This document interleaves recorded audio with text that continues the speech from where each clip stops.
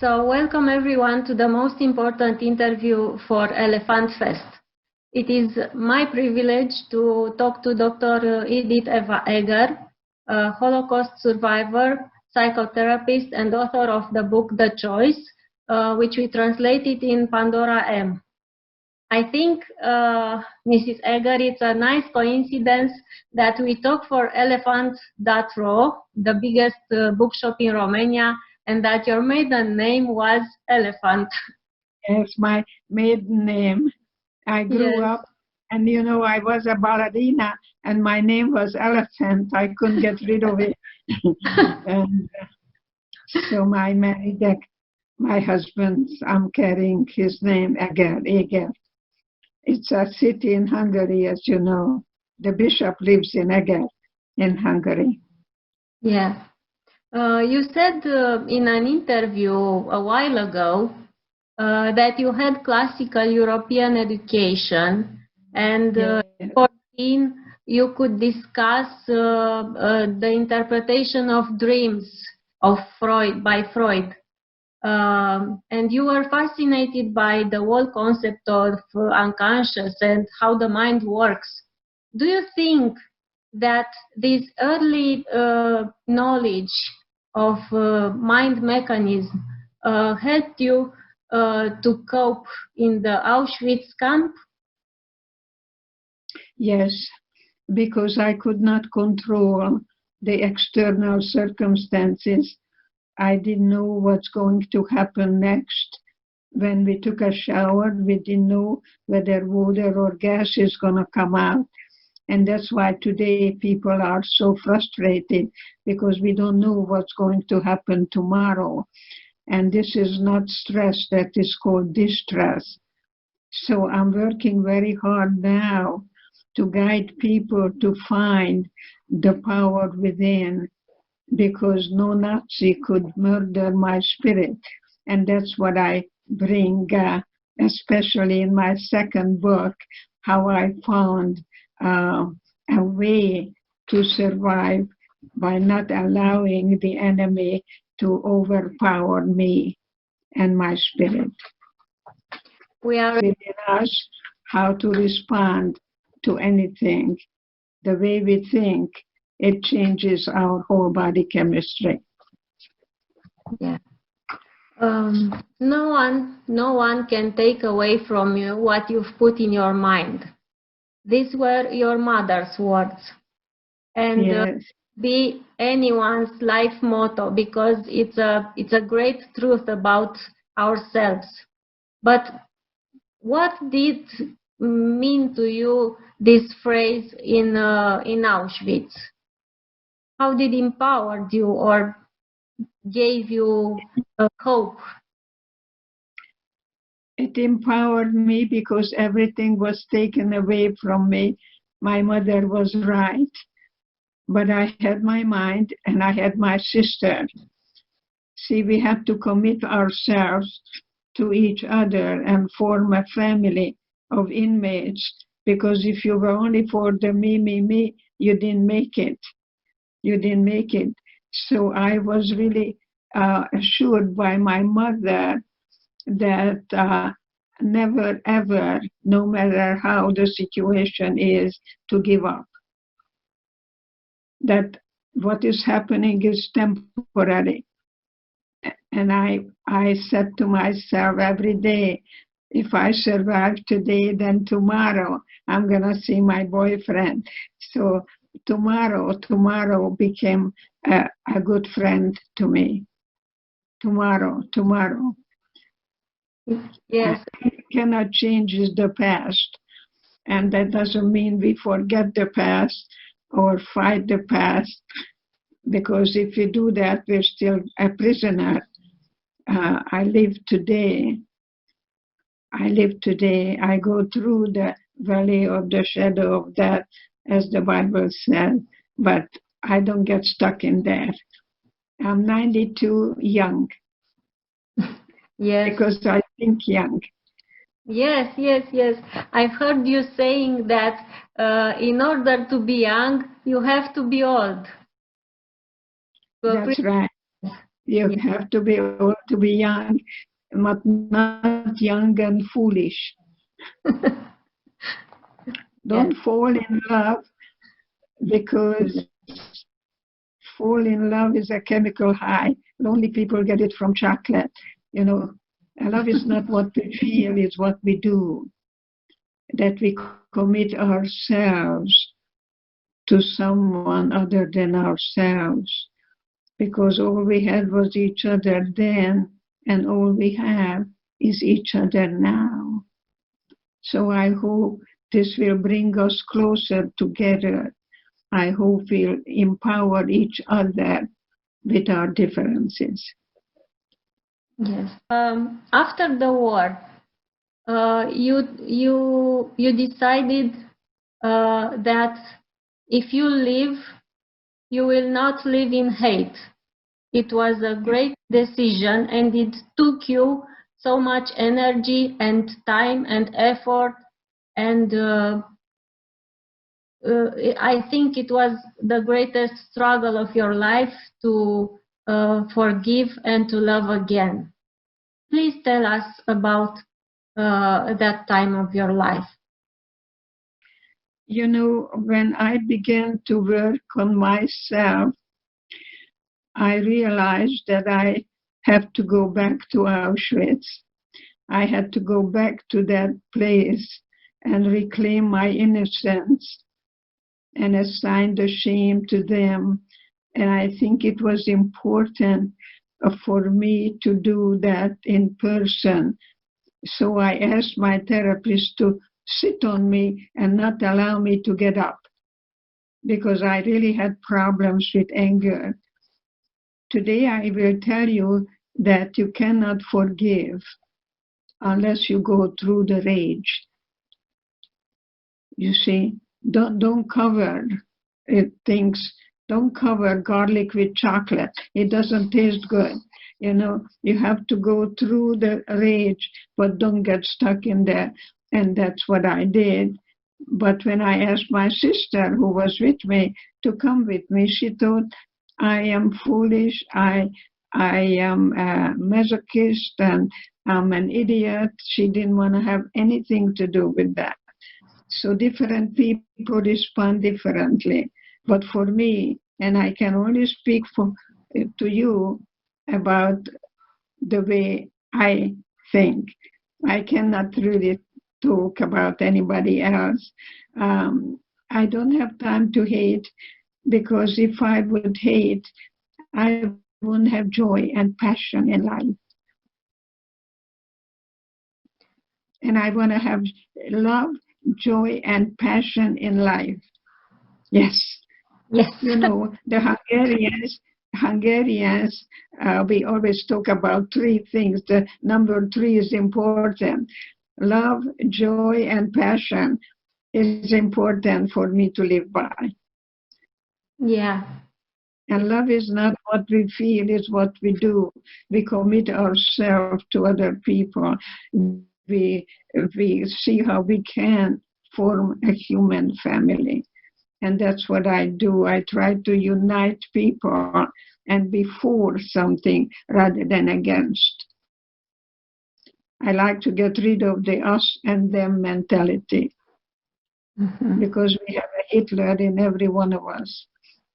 And also goodness and kindness. Yes, yes. Because self-love is self-care. It's not narcissistic. Thank you. It's important to love you. You cannot love anybody else unless you love you as well. You cannot give what you don't have. Indeed. It's very... So love yourself. Love yourself, because there'll never be another you. You're unique. You're one of a kind. Diamond. Thank you. In the choice, you told us about 3 meetings with Joseph Mengele. One of the when you entered the camp, the second one when you danced for him, and the third one when you called you in his office. Yeah. I think it's the most powerful scene in the book, the one with you dancing for him and realizing that you are pity for him because he has less than you have. He, as a torturer, had less than you as a prisoner. Was it true? Yes, I also closed my eyes and I pretended that I was at the Budapest Opera House dancing the Romeo and Juliet. So today I work with sexually abused women, and one of them told me that I don't know how to tell you because you were in Auschwitz. And my answer is, in Auschwitz, I knew the enemy. So you see, so if you were sexually abused, you were more in prison than I was in Auschwitz because I knew the enemy. And most sexual abuse is done by a family member or an uncle or a stepfather, you know. So I think we must not think in any other way except how we can find freedom. So you get the revenge if you go for the eye for an eye, but I think it's very important to know that forgiveness is a gift that you give to you, that you don't carry the pain, that you are able to go dancing and have joy and have a lot of passion for life. And I like to be a good role model to young people, that they would not smoke pot, that they would stay in school, and they would go get a doctorate as I did. And so I always like to talk to young people, and I like to be a good role model to them. You had in the past a very special connection with Viktor Frankl, another Holocaust survivor. Yeah. I am a diploma in logotherapy, and my book is The Female Voice of Viktor Frankl. But I'm not Viktor Frankl because he was a medical doctor in Auschwitz and I was a 16-year-old in love. So we came from a different time in our lives. Yes, but you share a special connection with him, and you had a very friendly correspondence, I guess. Beautiful, and I became a logotherapist that I use today, especially the existential approach to psychotherapy. I am a licensed clinical psychologist and also clinical professor of psychiatry at UCSD Medical School. So I teach actually the residents in psychiatry not to medicate grief, because we grieve over not what happened, but what didn't happen. In my book, I talk about my granddaughter who asked me to buy her a dress so she could go to her dance in school. And when I came home, out of the blue, I started to cry. And I didn't realize, why am I crying? And then I realized that I didn't cry because I bought her a beautiful dress. I cried because I never went to a dance. And that's the work I do, that we revisit the places where you've been, and then you tell me what happened as if it would happen now. And then we move, we go from darkness to light. I call it evolving rather than revolving. That's the work I do. It's a journey. It's a journey, indeed. You have Hungarian and Jewish origins.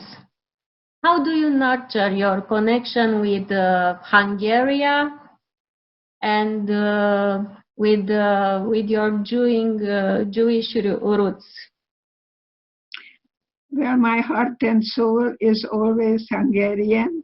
When I go to Hungary, I don't stop eating. I love the csabai and the gyulai and the liver. I love my Hungarian blood. That Hungarian women are very wise. They know how to really cook for their husbands, and I think Hungarian women are women of strength. My Jewish background is my father was in Russia in prison in World War I, so he did not pay much attention to religion. He would go and buy ham and bring it home and stick it in my mouth. And my mother didn't allow that because she kept a kosher home. So I grew up in that kind of a home. And what I like about being a very proud Jewish woman is because my ancestors survived. They did not give up. They did not give up, and I carry that blood. So I'm very proud to my heritage, and I'm very upset of experiencing so much anti-Semitism even today. And in America, people have to realize that Albert Einstein, a German Jew, came here that really helped America not to allow the Germans to take over. So I want to stop hate, and I want to promote love, because that's the answer. Love is the answer. I always tell women, marry your best friend. See how you can marry your equal rather than falling in love. That's temporary. I also became a diplomat in sexology many years ago, because I didn't know anything about human sexuality. So I learned, and I am still today talking a lot about communication, and especially young people, not to go to bed so easily with your friend. Yeah. Become friends, and so I like life to go in stages, and I think I am younger now, and 92 than I was many years ago, because I think young, but I'm not young and foolish. Yes. What message do you have for your Romanian readers? What do I have for? What message for the Romanian readers? What do you tell to your Romanian readers? Readers, to tell them that God only made one of you. Nobody can do the way you can do things, that you matter.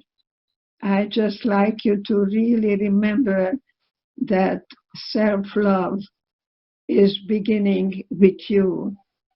Be a good parent to you, because the self-dialogue, the way you talk to yourself in the morning, can make or break your day. So don't say yes but, say yes and, because you are in charge of your thinking, your feelings, and your behavior. If you want to say something, ask yourself, is it kind? Is it important? Is it very necessary? And if it's not kind, don't say it. Be kind. I like a kind man. I like a kind person. I like kindness and I practice it as much as I can. Even if I talk to a boy who is part of the white supremacy group and he tells me he's going to kill all the Jewish people, and I just say 3 words, tell me more. Because love is time, T-I-M-E, time. So I would tell the Romanian person, spend time and pay attention what you are paying attention to, because what you think, you create. If you think fear, you create more fear. And fear and love doesn't coexist. If you have fear, you will not have any love. So it's very important. You were not born with fear. You were not born with judgment. You learn it. You learn it. Today in Minneapolis, in America, a policeman put his knee on the neck of a black man and he murdered him. That's racism that unfortunately is not, we're not born with it, we learn it. So find a Hitler in you, find a judge in you, and see how you can really acknowledge that you're born good. We're born with love and we're born with joy. You know what they say in America? God doesn't make junk. And I like that. Young people say, God doesn't make junk. You know, you're not junk. You're a good person. You're a kind person. So self-love is self-care. So I hope you become a good parent to you. Become a good mommy to you. And don't wait for somebody else to make you happy. Nobody makes you happy. You make yourself happy. And ask for what you want. And in marriage, you have to learn how to give and take and tolerating differences. Learn to negotiate and learn to compromise. Yes. Don't be a dictator, be a knowledgeable leader. Great words. Yeah, well, I teach people really how to not get a divorce so quickly. In America, people get a divorce too quickly, a lot of the times. And if a man tries to put his hand on you, run. Because otherwise he will not take you seriously. If a man hits you, get rid of him. You know, I used to help build transitional living centers for battered wives. That was one of my very, very big commitments years ago, that women who are beaten by their husbands not to stay there and not to allow their children to really experience the parents fighting. It's not really healthy environment.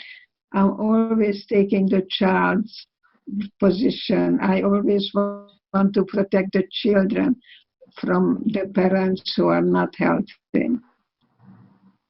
Children need to know that the world is a safe place. And the best thing for children is a happy marriage. Thank you so much for this interview. Thank you so much for taking time for to be with us today. And I wish you many happy days, full of joy and happiness, and many good friends around. God bless you. Thank you. God bless.